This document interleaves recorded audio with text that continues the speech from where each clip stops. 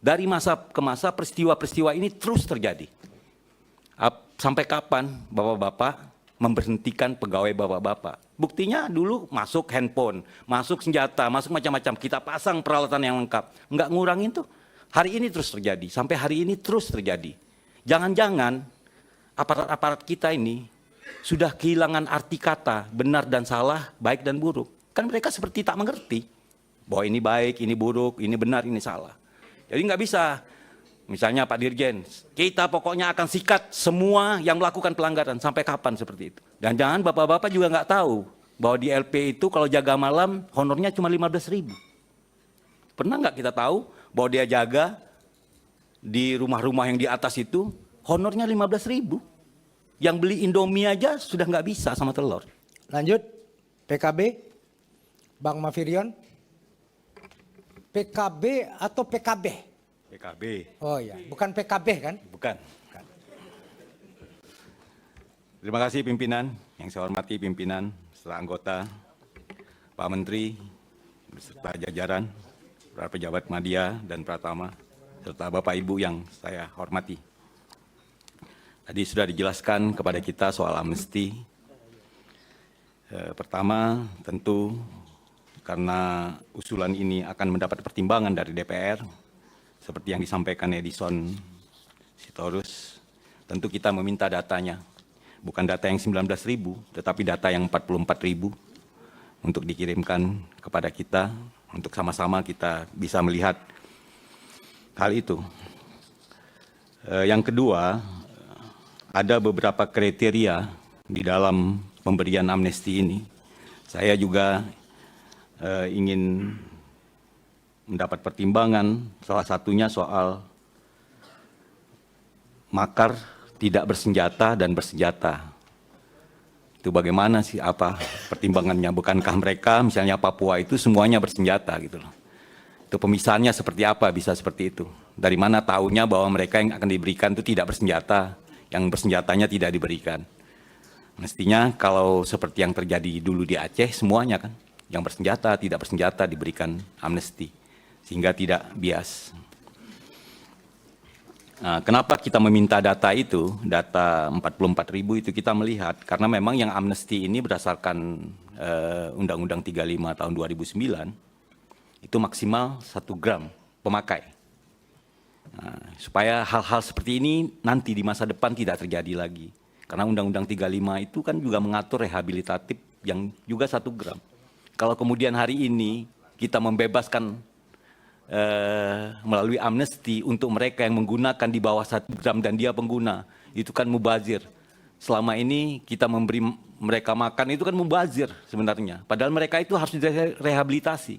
Kenapa hari ini baru kita sadar bahwa mereka tuh harus direhabilitasi? Itu hal-hal seperti itu jangan terjadi lagi di masa depan. Jangan nanti kita mengulang lagi peristiwa itu, membebaskan lagi mereka karena hal-hal seperti itu. Sama juga Undang-Undang ITE. Juga ada aturan-aturan yang pasalnya masih ada, dan makar itu dikuhapkan sampai hari ini. Nanti yang berlaku 2 Januari 2026 itu masih ada pasal makar. Ini perlu dicermati agar pemberian amnesti ini benar-benar tepat sasaran, dan mudah-mudahan mereka kembali kepada masyarakat menjadi lebih baik. Jalan yang benar lah. Itu soal amnesti. Kalau kita bicara soal lembaga pemasyarakat dan imigrasi ini seperti rumah dengan seperti satu rumah, yang satu di depan, yang satu di belakang. Kalau imigrasi yang ada di beranda depan untuk orang masuk, yang masuk ini kan kita anggap mereka baik, padahal mereka juga ada yang sakit. Sementara yang di belakang penjara itu, lembaga pemasyarakatan itu, isinya orang sakit, mungkin juga ada orang yang sehat. Dengan begitu bahwa kita harus menyadari, harus dipahami, sebetulnya ada 3 tempat yang penting dalam kehidupan kita ini. 1 namanya rumah sakit, 2 namanya penjara, 3 namanya kuburan. Nah, rumah sakit ini mengajarkan kita betapa pentingnya kesehatan. Penjara mengajarkan kita betapa indahnya kebebasan. Kuburan mengajarkan kita bahwa tempat yang hari-hari yang kita injak itu di bawahnya nanti kita dikuburkan. Sehingga saya berpikir bahwa dalam sejarah pemasyarakatan kepenjaraan ini, kita hanya bicara soal orang yang kita tahan. Dari zaman kolonial, prakolonial, kemerdekaan, dan sampai hari ini kita hanya bicara soal orang yang dipenjara. Nah, kalau kemudian ditemukan seperti macam-macam sekarang handphone, narkoba, kita pasang detektor, macam-macam teknologi. Tapi itu pada sejarahnya tidak pernah mengurangi peristiwa-peristiwa yang terjadi di penjara. Hari ini, Matang Siantar, Sumatera Utara, ada di Sumatera Selatan, ada di Kalimantan, ada di Semarang, tahanan di restoran. Semuanya kan bukan karena alat. Jadi dari masa ke masa, bukan hanya di zamannya Pak Menteri Agus, dari masa ke masa peristiwa-peristiwa ini terus terjadi. Sampai kapan Bapak-Bapak memberhentikan pegawai Bapak-Bapak dengan peristiwa-peristiwa seperti ini? Untuk itu saya pikir sudah saatnya Dirjen Pemasyarakatan, Kementerian IMIPAS membuat peta jalan terbaik untuk menyelesaikan persoalan ini. Buktinya dulu masuk handphone, masuk senjata, masuk macam-macam. Kita pasang peralatan yang lengkap. Enggak ngurangin tuh. Hari ini terus terjadi. Sampai hari ini terus terjadi. Akhirnya kita berpikir, jangan-jangan aparat-aparat kita ini sudah kehilangan arti kata benar dan salah, baik dan buruk. Kan mereka seperti tak mengerti bahwa ini baik, ini buruk, ini benar, ini salah. Jadi harus ada peta jalan untuk ini semua. Karena kita ingat hanya tahun terakhir 1975 pemasyarakat ini punya peta jalan. Jadi peta jalan itu tahun 60 sampai 63, 64 ditemukan pemasyarakatan, pertemuan di Lembang oleh Pak Saharjo almarhum, kemudian 75 itu terakhir. Sejak itu kita tidak pernah lagi bicara secara komprehensif bagaimana lembaga pemasyarakatan ini di masa depannya seperti apa. Jadi lembaga pemasyarakatan ini seperti perjalanan yang kehilangan peta. Jadi temukanlah peta itu untuk dia bisa baik. Jadi nggak bisa, misalnya Pak Dirjen, kita pokoknya akan sikat semua yang melakukan pelanggaran. Sampai kapan seperti itu? Kan bukan hanya Pak Dirjen yang sekarang. Pak Dirjen dulu, Pak Dirjen sebelumnya juga lakukan seperti itu. Tapi apa yang terjadi? Peristiwa-peristiwa yang sama terus terulang. Sehingga apakah kita tidak memikirkan, jangan-jangan salah kita terhadap aparat kita, ya kan? Jangan-jangan kita salah, kita tidak memberi tempat dan ruang kepada mereka untuk menjadi lebih baik. Kita hanya tanya seperti apa, dan jangan bapak-bapak juga nggak tahu bahwa di LP itu kalau jaga malam honornya cuma 15.000. Pernah nggak kita tahu bahwa dia jaga di rumah-rumah yang di atas itu honornya 15.000? Yang beli Indomie aja sudah nggak bisa sama telur. Jadi kita harus pikirkan. Jadi harus kita pikirkan. Jangan-jangan dia kurang kasih sayang dari bapak-bapak. Kita berikan dia tunjangan kinerja, tapi kita tidak berikan tunjangan kasih sayang. Itu pertama dari saya.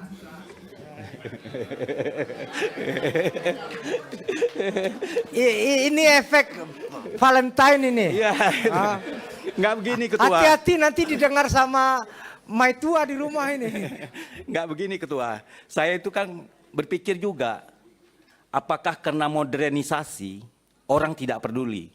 Dengan orang tidak peduli, orang tidak tahu arti kata benar dan arti kata salah, arti kata baik dan arti kata buruk. Tapi ternyata Ketua, orang tidak mengerti benar salah baik buruk ini bukan hanya di masa modern ini, abad ke-20 ini.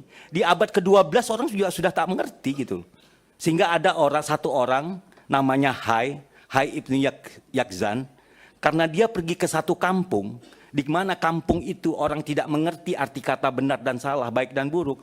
Dia akhirnya balik ke kampungnya di hutan dan hidup bersama dengan hewan-hewan. Saya takut nanti jangan sampai misalnya Pak Dirjen Lapas karena kecewa terhadap ini aku hidup di tengah orang yang tak ngerti benar salah, balik lagi ke Mabes Polri. Kalau Pak Agus kan dapat pensiun, dia balik ke kampung aja gitu kan gitu. Jangan sampai kita kembali ke tempat kita di mana ketenangan itu ada karena peristiwa seperti ini. Ini harus diselesaikan. Yang pertama. Yang kedua, tadi kita bicara rumah belakang, ini kita bicara rumah depan, imigrasi. Sama kan? Banyak peristiwa, walaupun belakangan ini imigrasi sudah merubah wajahnya. Saya melihat ada beberapa peristiwa penting. Saya kan sering melihat media sosial. Nah, sudah ada yang bilang imigrasi. Imigrasi sudah seperti ini. dengan melampirkan kata-kata yang indah di paspornya.